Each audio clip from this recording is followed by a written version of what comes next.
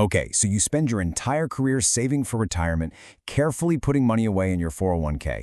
But have you ever really stopped to think about what happens to all that hard-earned money if you pass away before you get to use it?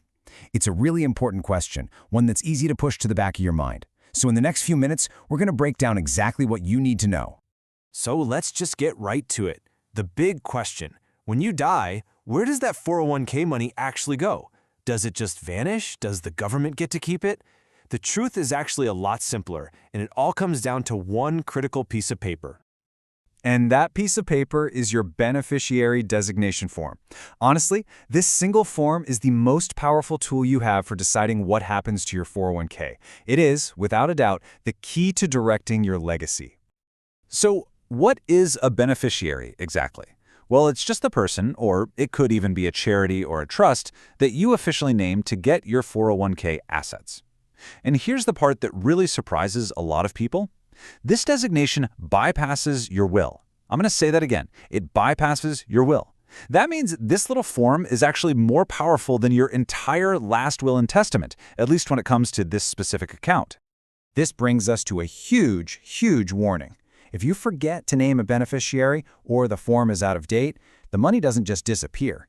Instead, it gets swept up and becomes part of your legal estate. And trust me, that is a complicated detour you really, really want your loved ones to avoid. Here's why. Let's look at the two very different paths your money can take. On one hand, with a beneficiary, it's clean and simple. The money goes straight to the person you chose. It's fast, private, and it avoids court. But without one? Oh boy, things can get messy. The money gets dumped into your estate, and that almost always means a trip to something called probate court. That's a long, public, and often really expensive legal process. We're talking major delays, lawyer fees, and potentially higher taxes.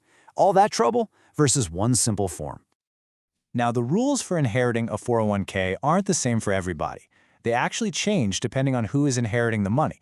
So let's start with the most common situation, which is a surviving spouse. A surviving spouse gets, by far, the most flexibility.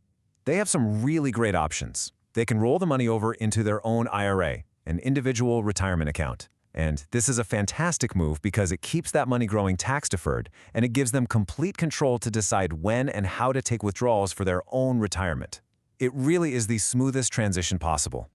But what if your beneficiary is your child, or your brother or sister, or anyone who isn't your spouse?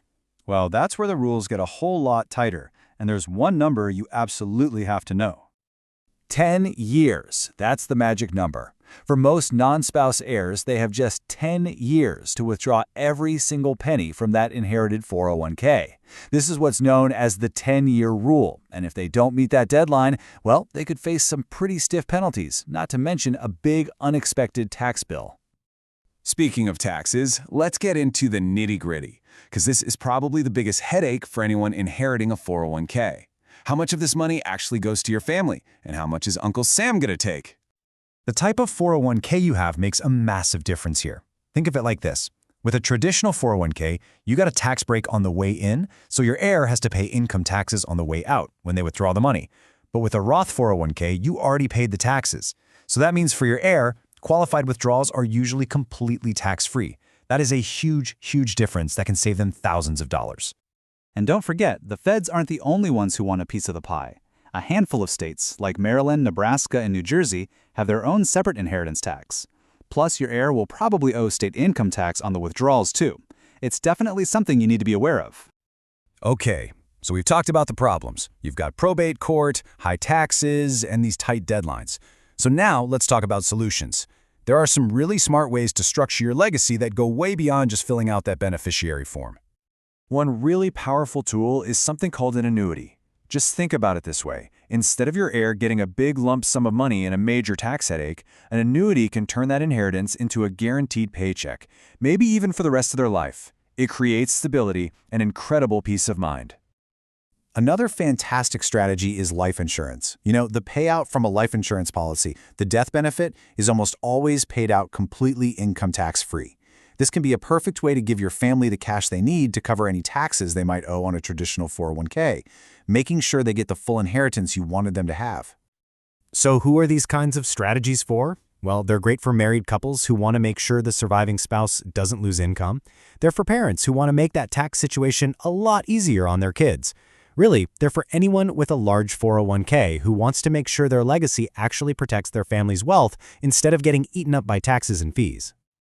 All right, we have covered a lot of ground. So now it's time to turn all this information into action. Let's talk about the simple, concrete steps you can take, like right now, to make sure your 401k is set up the right way. First, and this is the most important one, check your beneficiaries today.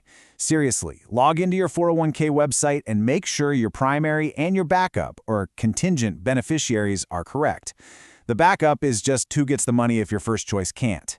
Second, talk to your family. Let them know what the plan is. Third, if you're leaving money to a minor, you'll probably need to look into setting up a trust. And finally, before you make any big changes, talk to a professional. So I'll just leave you with this one question to think about. Right now, as it is today, is your 401k set up to be a gift that protects your family, or is it accidentally set up to become a complicated, expensive problem that they'll have to deal with during an already difficult time? And if you're not 100% sure of the answer to that question, that's completely okay. These are complex decisions and the stakes are really high. Here at The Annuity Expert, our whole job is helping people navigate these exact choices to protect their legacy. If you'd like to talk through your options, our advice is always free. You can give us a call at 770-755-1565, or you can find us online by visiting https://www.annuityexpertadvice.com.